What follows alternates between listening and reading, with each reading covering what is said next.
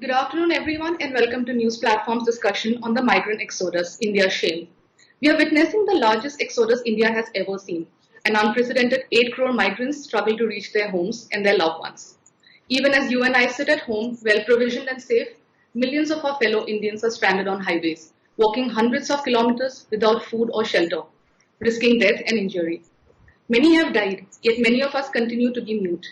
Experts have argued that this is a man-made disaster that overshadows the threat of the pandemic itself. And yet the NDA government's response came on 11th May, almost a month and a half later. Its Atmanirbhar economic package has been criticized for not doing enough or not doing anything at all. So what is the truth? It is imperative at this point that we keep aside our ideological preferences and objectively weigh what's happening. So today we are privileged to host K. Raju sir, former Secretary, National Advisory Council and currently with the Congress Party, Nikhil Deji, noted activist and editor of We the People, and Seema Munduli ji, faculty at Azim Premji University and columnist. Nikhil sir, I'll begin with you and I'll start with a controversial question. There is a sense, especially amongst the better off people, that the migrant crisis is not our problem.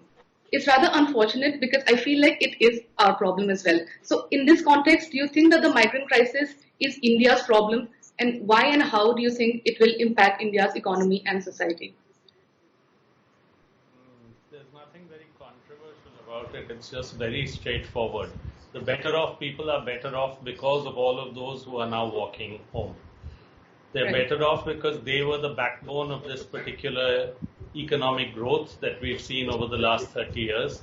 We just did not care about what conditions they were working in or where they were working or what their numbers were. And that is obvious that that attitude continues even now. It's not everyone that is held under that attitude, but by and large our ruling class. So it is the government certainly to blame, but I think it is all of us who have not ensured that laws were followed. And we now watch that in the lockdown also, we were, as you said, very comfortable in our homes, but these were people who neither benefited from, they actually suffered greatly because of the lockdown, but they did not benefit from the lockdown in terms of managing any kind of physical distancing. And in fact, as they are now going back, they are being once again discriminated against as saying that they are carriers now and super carriers of this virus. So in every way, they have been mistreated. It is terrible what's happened. It is human suffering on an unprecedented scale. And I think this country has to hang its head in shame, but it better do something even now. And that's otherwise what has been happening has been obvious. And there is no question at all that when we are talking about an economic recovery, it cannot take place without the full equal participation of all the people who we have so badly mistreated over the last 2 months. And we will pay a very heavy price for what we have done. Right, sir. So clearly the migrant crisis is India's problem and the government has not done enough. It needs to do a lot more urgently. So Seema ma'am, coming to you, a government press statement recently stated that only 150 Shramik trains for migrants are running currently, even though they plan to increase more. And only 15 out of the 8 crore migrants have been transported to their homes so far. So at this rate, it'll take us almost 3 months or more to transport all migrants home. And this is assuming that 300 trains are going to run non-stop. So why do you think the government is not being able to speed up things? Yeah, hi, good afternoon. I just wanted to clarify that while I am a faculty at APU, I'm here as a volunteer with the Stranded Workers Action Network. And what I'll be talking about is as a part of this network in which there are a lot of us involved. So to answer your question, why is the government not being able to speed this up? Well, that's something that we have also been asking. But see, every crisis requires to be resolved using good information, clear communication, and pulling together all resources with the center coordinating with the states. But this isn't happening now. Right now, the center nor the state have any estimates of how many migrants would want to go back, how many have returned.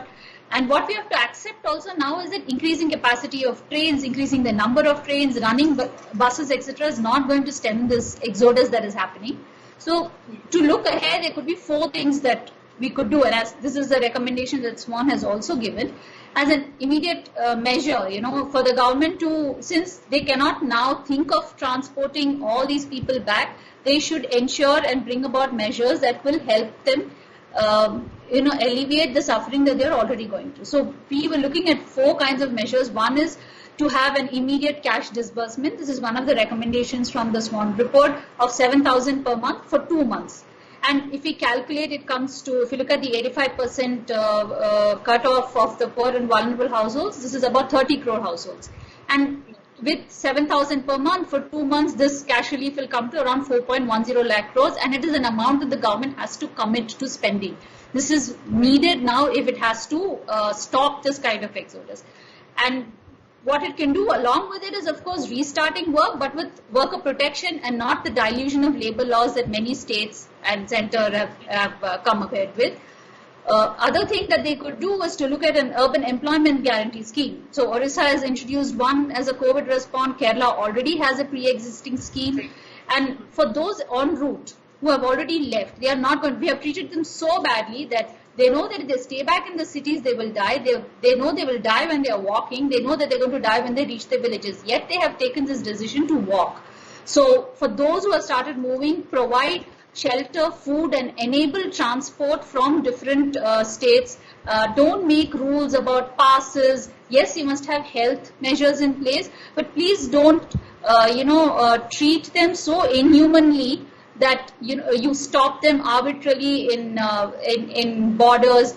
You beat them. You don't give them information about where they can book tickets, registration, etc. So overall, there needs to be a lot of coordination. The government needs to do these 4 things, and also be a little more humane in the way they have so far handled things.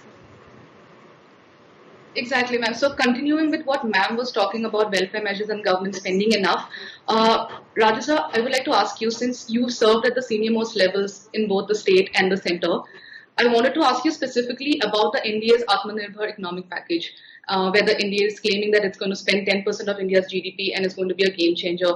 What do you think about the package?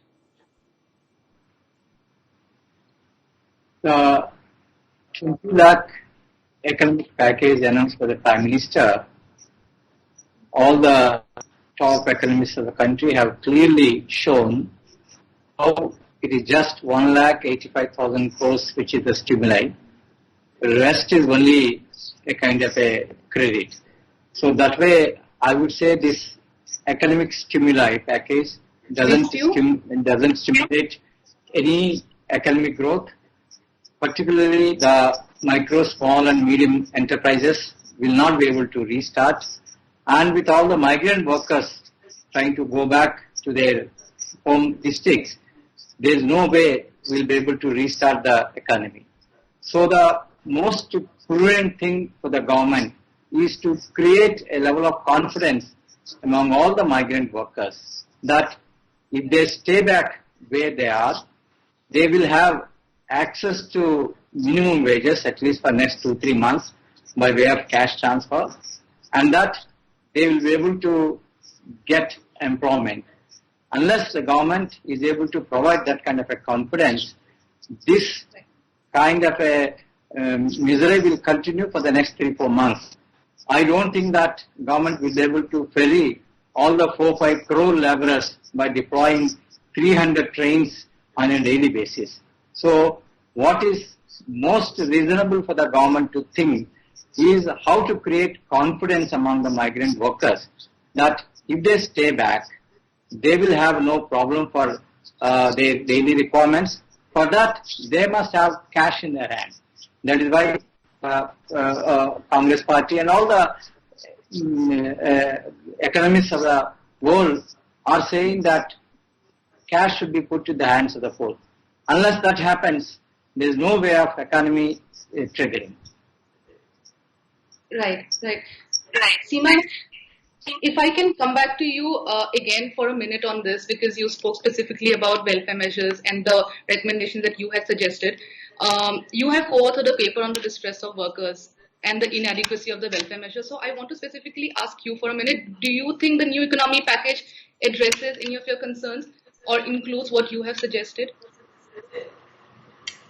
No, most definitely not. So if we look at the economic package and specifically with what migrants have been promised, what have they been given? There's some promise about a rent, giving rent, housing for migrants, and the free food grain supply for 2 months, along with the mention of portability. But even during the crisis, when there was ration card portability, we've had testimonials of how hard it was for migrant workers to access PDS.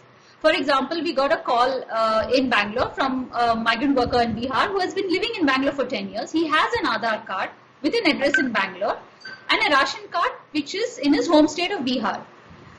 He was not able to get ration because the ration shop person during the lockdown said that you're not from this village. That is, you're not from this city. So when you had the portability, and you also have an Aadhaar which is supposed to give you so much of, it was supposed to be the magic number that would give you so many benefits. When even those have not been able to provide a basic 5 kilos of rice during the lockdown, I don't see how a package now which promises free food, it's good, but I don't know how how they're going to implement this package, because the registration of those who is needed, those who are not part of the, not covered under the PDS, when are they all going to get registered? The FM, the finance minister and her colleagues also said in response to a question that where typically migrants may travel without families to the city. She also said that migrants whose family members are using the card in the village can avail of ration in the city. That is to the extent that the family in the village has not used the rations. But when you haven't even registered, done the first step of registering users and giving them, ensuring this free food supply, how are you going to try these, deliver all these larger promises? You know, portability, there are orders. First, ensure that the portability is done, register all the users. And for some time, let's not focus on, we are giving this as free, or we are giving this, we'll give only 5 kilos. Those who need grain, those who are hungry, please give them food. Right. Okay, thank you so much for the answer, ma'am. Nikhil sir, specifically talking about Manrega, the NDA has announced a 40,000 crore hike. It's also increased wages now. And the BJP is claiming that this is only because there's a record number of workers now availing work under Manrega. Do you agree with this statement? Do you think the government has done a lot for Manrega workers? Yeah, so firstly, the wage increase was a standard regular wage increase that was made every year because of inflation. And this year also, because before any package was announced, that wage increase was announced. It's not a wage increase, it's an adjustment against inflation. It is true that 40,000 crore has been put into the budget, but all of us who analyze NREGA, every year there is a shortfall in NREGA funds. Even this year, 16,500 crores was paid in arrears for last year. So actually, if you add the 40,000 crores to the 61,000 crores that was already allocated, you get 1 lakh, then you reduce those 16,500 crores because that's not going to be available. So it's only about 83,000 crores, and that's what you need in a normal year. So we absolutely accept what the BJP says. There is a huge demand for NREGA because there are people who have come back, and even people who are in their villages don't have other employment available to them. It is a completely crashed economy with huge levels of unemployment, and therefore there is nothing to turn to except NREGA. And that's all the more reason that this 40,000 crores is important but not enough. It's only going to begin to kickstart NREGA, and it is essential that government says that the demand-driven nature of NREGA will be honored. And what all analysts and everyone has said, that you give not 100 days, you give 200 days of NREGA, and you give it not to a family but to any adult member who wants to come to work. We need just now an employment guarantee that will meet a disaster. So we need a disaster management employment guarantee program at this time, which will remove all these restrictions. And what I think both Ms. Seema and Mr. Raju were saying, I think we should have an urban employment guarantee. We should be able to give people, if we hope for them to go back. So we have to have a much enhanced rural employment guarantee. We have to have an urban employment guarantee. We have to be able to give what Seema was talking about. We must give universal PDS access. We have 87 million tons of food grain, 80 million tons of food grain sitting in the godowns, and we are not distributing it. Even this, for the 8 crore people, The 5 kilos for 2 months is just 1 million tons. So what are we being miserly about? We have hunger on the streets and we are not willing to meet that. And there's only one way to do it. Say that anyone bring their Aadhaar number forward and take rations. Because it's universal, anyone who needs rations should be able to come and take it. That's the kind of measures we need, not these which are going to restrict people and exclude people here and there. We are facing a desperate situation. And I think it's not something that requires tinkering. It requires measures that are imaginative, that have great outreach, and that can give, as Mr. Raju said, a sense of confidence to people that they can actually come and work. Right. So you're saying work demand has definitely gone up under Manrega, but what the government is allocating is definitely not sufficient. Yeah. So, sir, Rajasthan. Coming to Raju, sir, the Congress party yesterday had to recall buses for the migrants that it had sent to the UP government because the government refused permission. The UP government's reasoning, one of the reasons was that only 879 buses were actually provided as opposed to the 1,000 buses Congress had apparently originally promised. So what actually happened, can you tell us? Shouldn't all the parties be working together in resolving the migrant crisis right now? Yeah, before I come to that, I just would like to add one or two more thoughts on the MGNREGS. About 1 lakh crores is what is the bare minimum needed to carry on with the Mahatma Gandhi National Rural Employment Guarantee Act in the normal year. Now, this is an unusual year where the demand is going to be manifold higher. Added to that, lot of these migrant workers have come to the villages. They will all be demanding the work.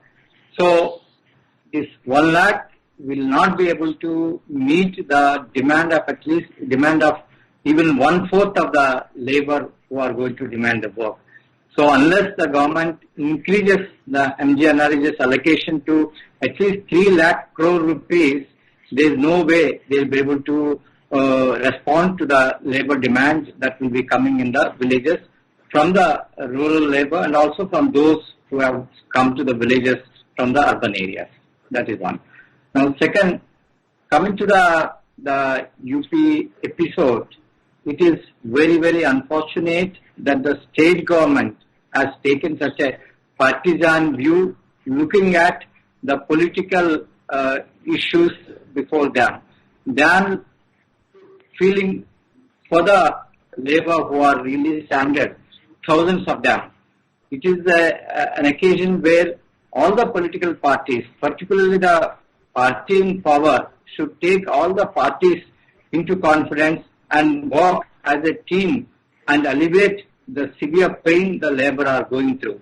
It is unfortunate that thousands of the labor are made to stand, made to wait for the buses to have come, but just for petty politics, these buses have been asked to go back. It is very unfortunate. It doesn't really show that we are really concerned with the pain of the laborers. Right. Nikhil sir, I wanted to ask you specifically about UP and MP governments deciding to scrap labor laws. Are we starting, as a nation, are we starting to treat our migrant laborers as dispensable? I mean, there is absolutely no other justification as to, the government has given the reason of economic growth, but otherwise scrapping 35 labor laws almost through an ordinance for a period of 3 years. Isn't this also a violation of Article 23 of our Constitution, which is forced labor? It's a violation of many parts of the Constitution.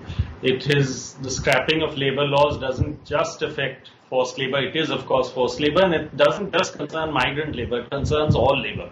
In fact, It is taking us 100 years back in the struggles of working people to have an equal right, constitutional rights, which have been written into our Constitution in other ways. It affects the right to assembly. It affects the right to organize and associate with one another. It affects minimum wages. It affects your right to an 8-hour working day, which was the first right that was fought for, around which the whole idea of May Day and Labor Day came about. It affects your number of how many workers can work in one place and get facilities. It affects everything across the board. And it'll affect you where you are sitting, and it'll affect people far beyond what we think of as labor. It affects all working conditions of human beings. So this is something that is abominable. It's absolutely one more reason why people are not going to come back to work. If the government thinks, the UP government and Madhya Pradesh government thinks that they're going to make industry happy, actually industry cannot be happy if they do not have workers who are somewhat satisfied. That is something, and workers this time have been really so badly mistreated that they are going to think many times before they come back to those working conditions and that kind of risk. So what should have been done is to make those labor laws work even more. The whole argument was given by people was that these were not working. You should have made sure conditions existed. The Interstate Migration Act worked. You should have had conditions under which every one of those labor laws was actually functioning so that people had proper rights and that they could have a sense of confidence that they would be able to access their rights. And this measure is unconstitutional. Already the UP government has had to give an assurance in the court, but the attitude is absolutely unacceptable in a democracy and in an independent country. It is a colonial attitude. It is an attitude of exploitation and extraction, and it is an attitude of trying to make industry happy. And I don't think any decent industry could be happy on the back of exploitation and this kind of extraction. Right, absolutely. Very quickly, if I can ask all three of you the same question, what do you suggest the government could have done differently to avoid this humanitarian crisis? Starting with Seema, ma'am. Maybe behaved like what a democratic government would have behaved like, consulted with the states prior to going in for a lockdown, ensured that during the lockdown there was adequate provision for food, ration, and money was put into the accounts almost immediately. So to give rupees 500 as a Jandan into a woman's account is making a mockery of the person's distress. PDS shops should have been open free. Payment of wages should have been enforced by the employers instead of these contradictory orders that said that employers need not pay. And when there was a decision that the lockdown was going to end, they should already have had a clear standard operating procedure of how the transport of migrants would be enabled. Instead of having the chaos of multiple websites, lack of clarity on registrations, and the center could easily have worked with the states before the 29th April announcement where travel was permitted to set a certain schedule for those who wanted to go. And like we said, restarted the economic activity in a phased manner, brought in employment guarantee schemes at the rural and the urban level. There were so many things they could have done. But mainly, they could have given generously, whether it was the PDS, whether it was money, whether it was information. They should have been generous with all of that. Right. Nikhil, sir?